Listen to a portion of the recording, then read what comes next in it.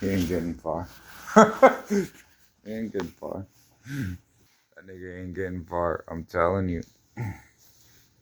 I'm just having a beer, but I'm Peering tracing. into the bushes. Hathcock and Burke hear the cobra make his escape and set off in pursuit. They climb up the slope and set up atop the ridge, looking down onto the other side.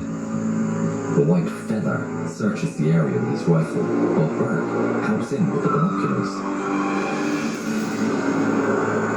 Meanwhile, between the weeds, the cobra spots the Marines from below and raises his rifle. Atop the ridge, the white feather is scanning the area with his scope. When suddenly, a bright white flash shines from the undergrowth. It was about 3 days ago. The jungle. It's a new dawn. It's a new day. It's a new life. He's gone. For me. And I'm Feeling good. good. Bro, that nigga was like, what? I know he was sitting there like, he really didn't understand it. He really didn't understand it was gonna come. Bro, that bullet was in motion for... He gone. he really gone. That nigga did not understand this shit, bro. For real. It's like, niggas, you look at that, right? You look at that. But then anybody that ever heard of me, they kind of like, come on, bro. Working with those guys overseas was like working with Carlos Hathcock. What I think, my idol at the time, and I to this day think is the greatest sniper, is Carlos Hathcock. Who is that? A Marine sniper with 93 confirmed kills in Vietnam, like one of the deadliest ones. His spotter had more, but his significance, the role that he played, the reason why we have a Barrett 50 cal today is because of Carlos Hathcock. He decided to put a scope on top of the Ma Deuce and single fire the 50 cal using a scope on, not on the top. That's real, though. Drop Yeah. the guy with it too. And his stalking story of stalking this NBA high value target, 1,000-yard stalk, taking out his target. He was not supposed to come back. It was a suicide mission. And his whole story about that, dude, it's like cutting slits in the back of his uniform to shove grass, dude, and makeshift like a little ghillie suit, and stalking this guy and taking him out was just so badass, man. Working with those guys overseas was like working with Carlos Hathcock. What I think, my idol at the time. For real though, what do you think about that? No, who taught me? You know what I mean? Who taught me was God.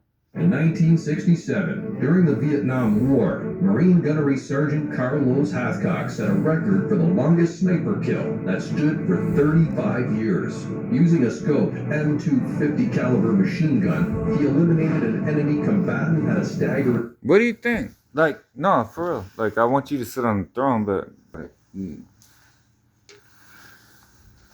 goes back to that David thing, you know? Like, if he's slobbering against the wall when Saul was trying to kill him, like, he acted like he was crazy, but we got right in front of that nigga, like, he gone. He gone. What do you think about it? We was, you know,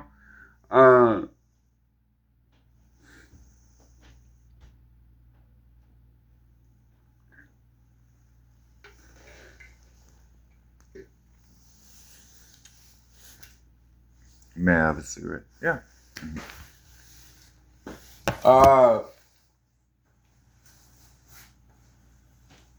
That was his day, you know. There's a few other things in the right timing. There's gonna be war, and niggas was not paying attention. They thought God was a joke and sent me. And they ain't laughing no more. They ain't mocking no more. They ain't preaching no more. They ain't talking no more. So to me, they're coming to me now and they're like, yo, I need help. And I'm, nigga.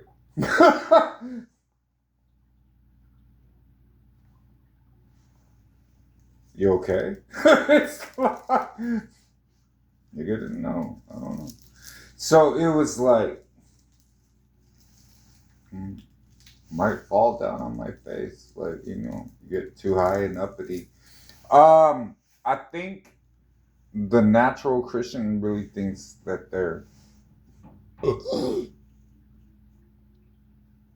good with God, and they haven't heard from God for like maybe 2 or 3 days, or they think they heard from God, but they actually heard from the devil, which puts them in the position of they're gonna let you know, right? So we was gunning them down, you know. Not too much, because we decided to let them fall into the ditch. And then once they're in the ditch, it's like a scorpion. Devil's gonna fuck them up. What happens when you have no loyalty? So, whatever they're saying, I don't know. I usually just shoot principalities. But that day, yeah, I remember that. Which time? However you want to go about it. He gone. He already gone. You ain't getting up no more. Probably lost faith in Jesus. He gone. What do you think? Familiar spirit? Yeah. Fucking David has one of those. I try and tell him, like, he needs to,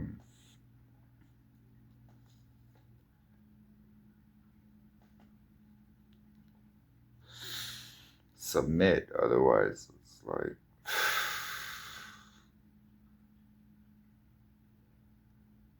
he really, here, look. You gotta be aware of shit.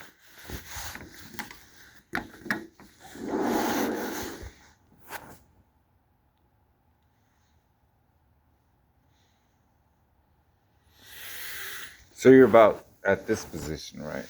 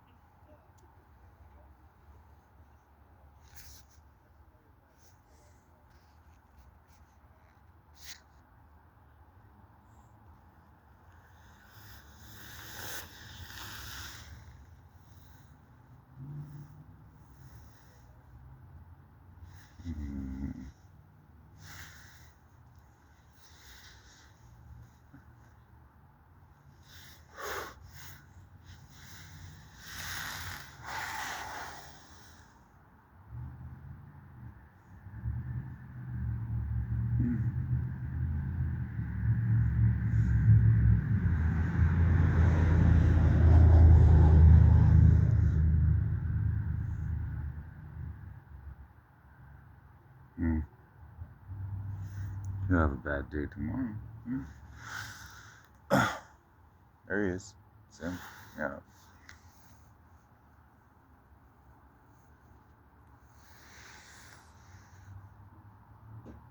There we go.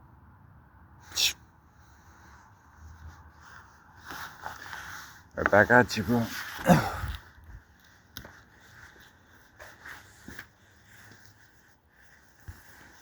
So it was more like,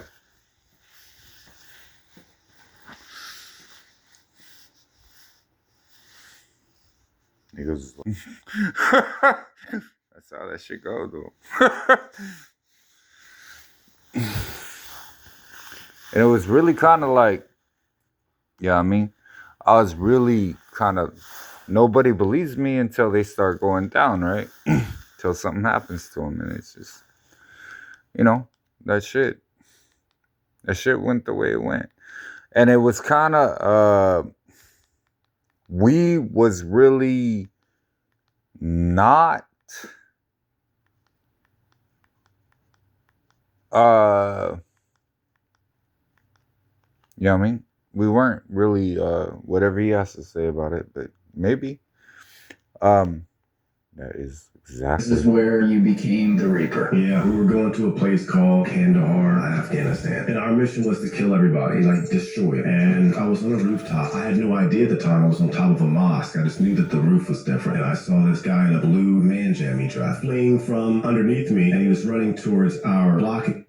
Nah, to be real, he was a Catholic dude, and I was tired of him being around me, and I was pissed off that I'm even next to him. That's Position point, doing the whole suicide deal. Our guys in the tree line were shooting at him, popped off some 203 rounds to try to deter him, and he was still hell bent on doing his thing. I just got pissed, and I remember I got to a knee, lined up on his back, pulling the trigger. By the time the recoil went down, there was no person there. But I remember his mom crying from inside the mosque, and I got the call up of, dude, you're like the angel of death. Oh, like the Reaper. And I was like, all right, cool. This is where you became the Reaper. Yeah, we were going to a place called Kandahar, Afghanistan. Nah, And our we- mission- it was kind of what actually really happened was we were pinned down.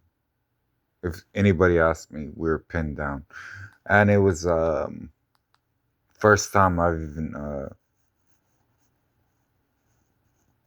made contact with one of my brothers or something. But it was we were gonna really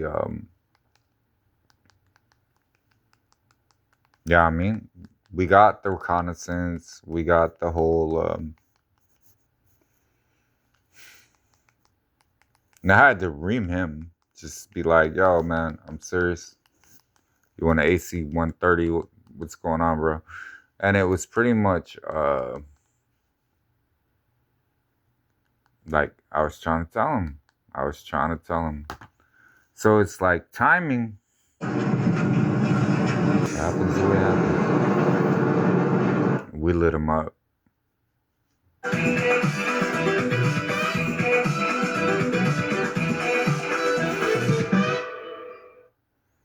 Get Klarna on a card. Choose how to pay. Sign up with Klarna. No credit impact. So if he wants to bitch about it, we put him down though.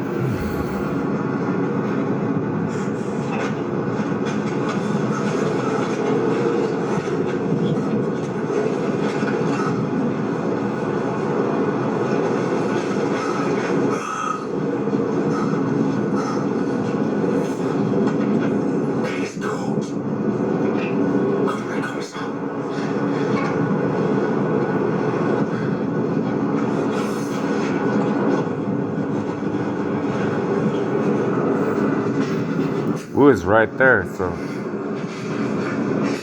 just pass it here.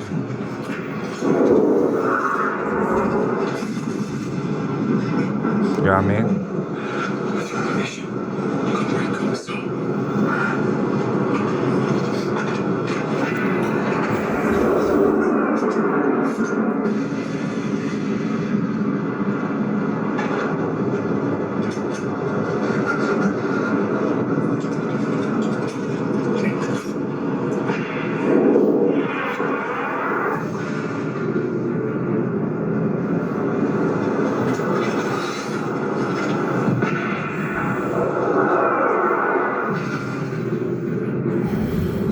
Which one do you think I should aim at first? You should shut up and relax.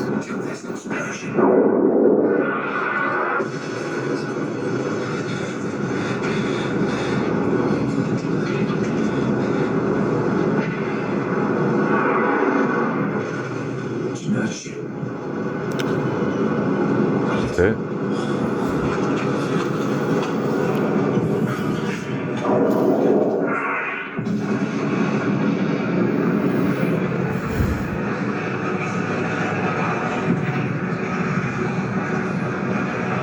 His old lady's in a different country though, so it's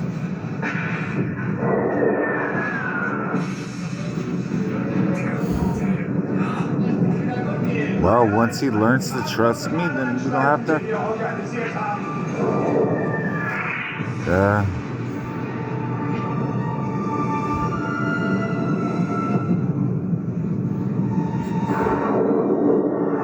Of course.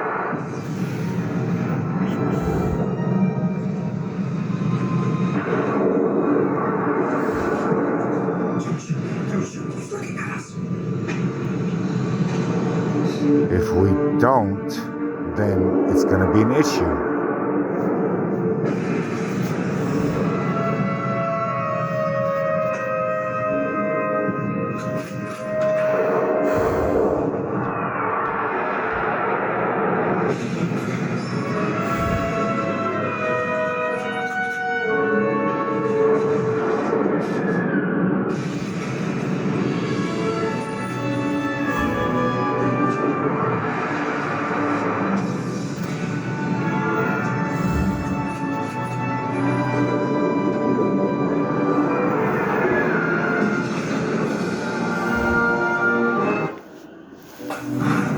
Opioid addiction gets between you and what you love. Once monthly